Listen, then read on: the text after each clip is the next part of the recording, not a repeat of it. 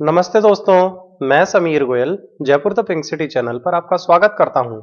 मैं एक इंजीनियर और एक एंटरप्रेन्योर हूं। दोस्तों, आज के एपिसोड में हम ऑफिस की एक कॉमन प्रॉब्लम और उसके सॉल्यूशन पर बात करेंगे। आपने देखा होगा कि कभी-कभी ऑफिस में राजनीति पर होने वाली चर्चा बहस का कारण बन जाती है। ऐसे में किस तरह स्थिति को संभाला जाए कि चर्चा सम्मानजनक नोट पर खत्म हो, साथ ही मीटिंग्स में बात करने का क्या तरीका हो जिनसे मीटिंग्स में बहस ना हो और मीटिंग्स ज्यादा उपयोगी बन सकें। दोस्तों, ये कुछ ऐसे विषय हैं जिन पर ऑफिस में ध्यान देना बहुत जरूरी हो जाता है। आइए आज इन्हीं मुद्दों पर बात करते हैं।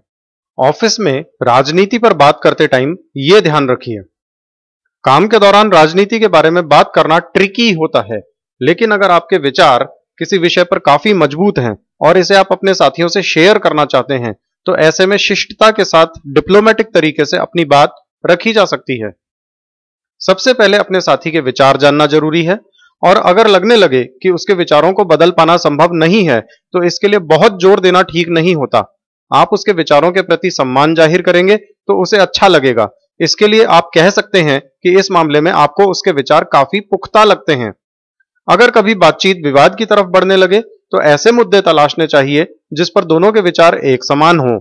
अगर कभी लगे कि कलीग सोच समझकर आपको बोलने के लिए मजबूर कर रहा है, तो ऐसे मौके पर चुप रह जाना बेहतर होता है। मीटिंग के लिए ऐसे हो ग्राउंड रूल्स। मीटिंग के पहले कुछ रूल्स बना लेना अच्छा होता है, जैसे यह नियम कि फोन वाइब्रेटर मोड पर रहेंगे।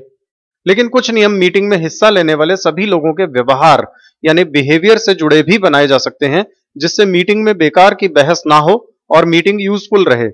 जैसे सभी लोग अपनी बात स्पष्ट शब्दों में रखेंगे, एक व्यक्ति को बोलते समय बीच में कोई टोकेगा नहीं, और जब उसकी बात खत्म हो जाएगी तभी अपने सवाल उस व्यक्ति से पूछे जा सकेंगे।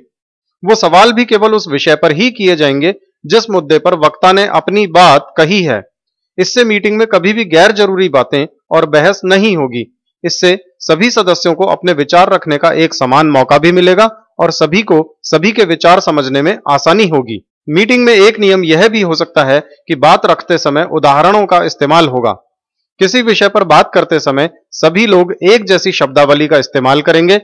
सभी अपनी बात रखते समय कारण भी बताएंगे, ताकि सभी लोग यह भी समझ पाएं कि कोई अपने निर्णय पर किस तरह पहुंचा है। सबसे अहम नियम यह हो सकता है कि फैसला मिलकर लेना।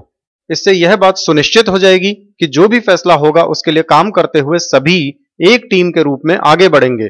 मार्केट डेटा के इस्तेमाल से पहले यह जरूरी है। मीटिंग्स में किसी भी कैंपेन या स्ट्रेटेजिक प्लानिंग को अंजाम देने के लिए पहले इससे जुड़े डेटा जुटाना जरूरी होता है। लेकिन यह याद रखिए कि कोई भी डेटा बायस्ड हो सकता है और इन्वेस्टमेंट डिसीजन को गलत दिशा में ले जा सकता है। साथ ही कंपनी की गुडविल को नुकसान पहुंचा सकता है। यह किसी उभरते बाजार से आपको दूर भी रख सकता है। उदाहरण के तौर पर अक्सर बिजनेस में सरकार के हिस्टोरिकल डेटा का इस्तेमाल किया जाता है, जो सरकार के एजेंडा के अनुसार होते हैं।